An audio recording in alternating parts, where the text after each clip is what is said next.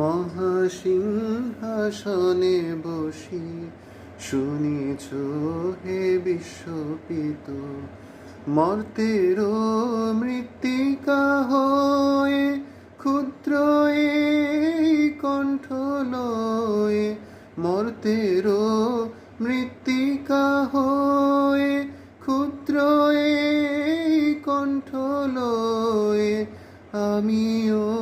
দুয়ারে তব হয়েছি হে উপনীত।